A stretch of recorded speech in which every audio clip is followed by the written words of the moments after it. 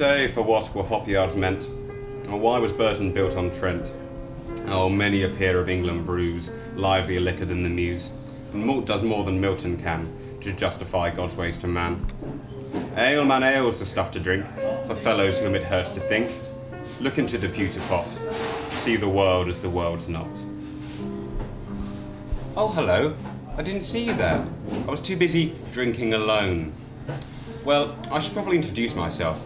I'm Nathan Gower, and as that poem demonstrated, I'm a pretentious arse. However, I am well qualified to talk about one thing. Ale. You see, I didn't want to spend my summer doing something productive or even helpful to my future career.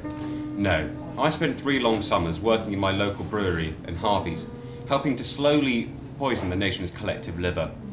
You see, while you're all living off your internships from Barclays or Goldman Sachs, I'm going to impart to you some of the knowledge that I learned during my long summers at the brewery.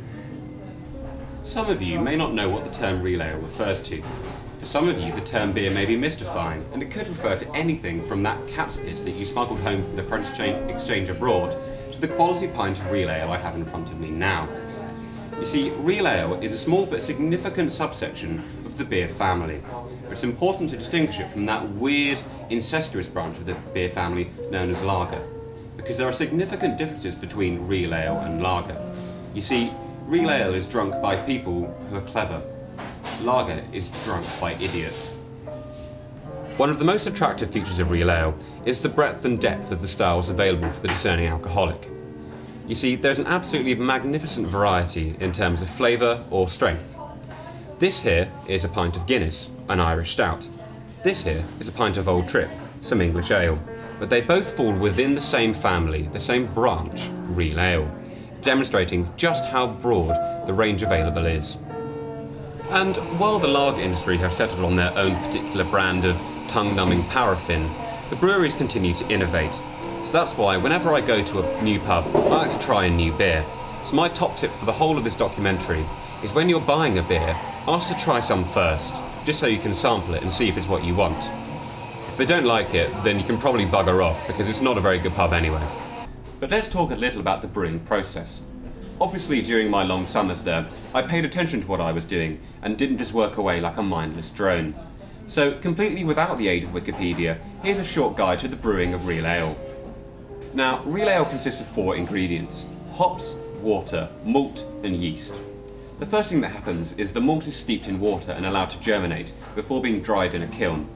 The type of malt and the degree to which it is dried has a great effect upon the eventual flavour of the beer. The malt is then mashed with hot water, releasing natural sugars, before it is boiled with hops. These hops are the little hop flowers from the hop plant, obviously. Now, it is these beautiful little flowers which really impart the flavour to beer, giving it its characteristic bitterness.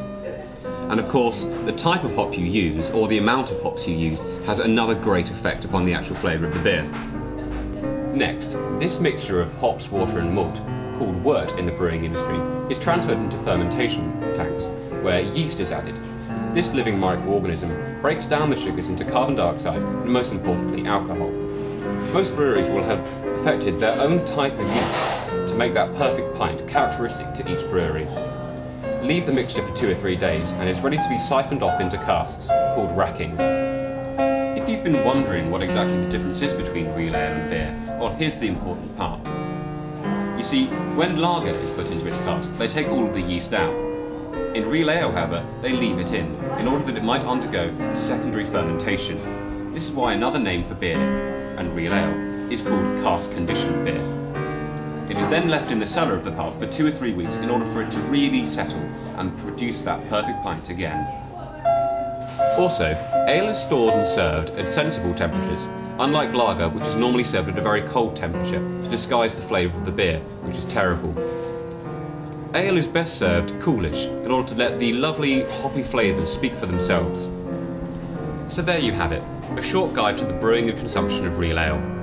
For those of you who have managed not to alienate, I hope that I've persuaded you to wildly cast away your pints of lager and turn instead to the bitter nectar that is real ale.